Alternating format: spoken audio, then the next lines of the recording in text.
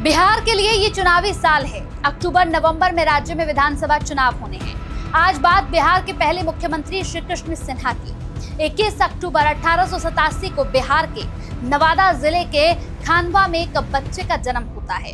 ये बच्चा मुंगेर के जिला विद्यालय में स्कूली शिक्षा पूरी करने के बाद पटना पहुंचता है।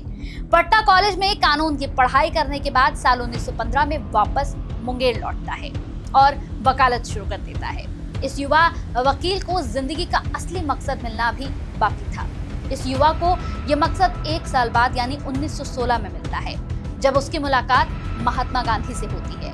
बनारस के सेंट्रल हिंदू कॉलेज में हुई इस मुलाकात के बाद इस युवा की जिंदगी इतनी बदलती है कि आगे चलकर ये युवा बिहार का मुख्यमंत्री बनता है। बिहार की जनता ने उन्हें प्यार से बिहार केसरी कहा।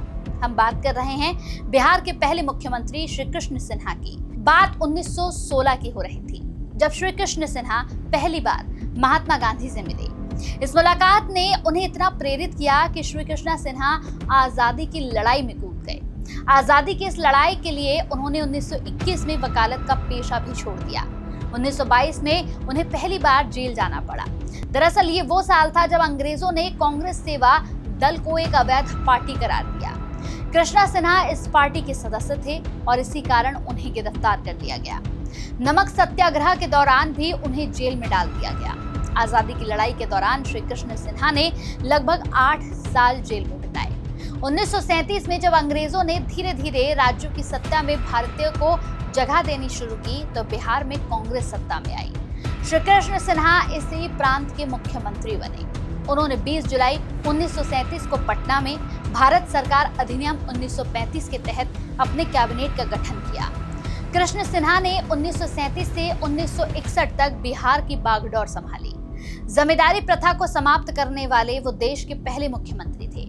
उन्होंने कोशी, अघोर और सकरी में नदी घाटी परियोजनाओं को भी लागू किया और बिहार में तेल शोधन और उर्वरक उत्पादन जैसी भारी उद्योगों की भी शुरुआत की। बिहार में विधानसभा चुनाव के इस दौर में प्रधानमंत्री नरेंद्र मोदी से लेकर मुख्यमंत्री नीतीश कुमार तक अपने प्रत्याशियों के लिए चुनावी मैदान में जाकर वोट मांगते दिखते हैं। लेकिन बिहार केसरी श्री कृष्ण सिन्हा चुनाव के दौरान प्रत्याशियों के लिए तो क्या, अपने लिए भी वोट मांगने नहीं जाते थे। 1957 के विधानसभा चुनाव में सिन्हा शेखपुरा जिले के बरबीघा से चुनाव लड़ रहे थे। उस दौरान उन्होंने अपने सहयोगियों से कहा था कि इस चुनाव में वो जनता से वोट मांगने नहीं जाएंगे। उन्होंने कहा था कि अगर मैंने काम किया होगा या जनता मुझे इस लायक समझेगी तो वोट खुद देगी, अगर मुझे लायक नहीं समझेगी तो वोट नहीं मिलेंगे।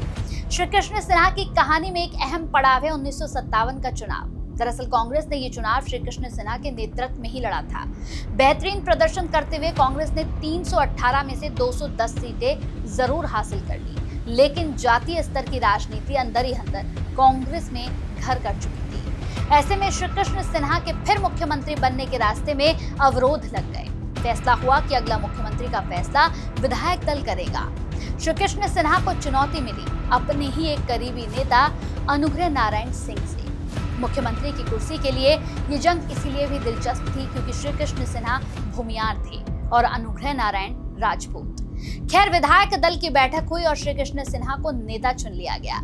इस घटना के बाद सिन्हा के समर्थकों ने उन्हें गाजे बाजे के साथ घर पहुंचाया। इस हुजूम से अनुग्रह नारायण का खेमा गायब रहा। हालांकि कुछ देर बाद जब श्री कृष्ण सिन्हा अपने घर पहुंचकर जश्न से जुड़े, उसी दौरान एक तेज रफ्तार गाड़ी भी उनके घर के दरवाजे पर आकर रुकी। सिन्हा खुद घर से बाहर आकर इस गाड़ी को रिसीव करने पहुंचे।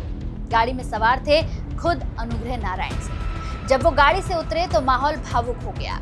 अनुग्रह ने श्री कृष्ण को चुनौती देने पर उनसे माफी मांगी और गले लगकर रोने लगे। इस पर सीएम के भी आंसू छलक आए।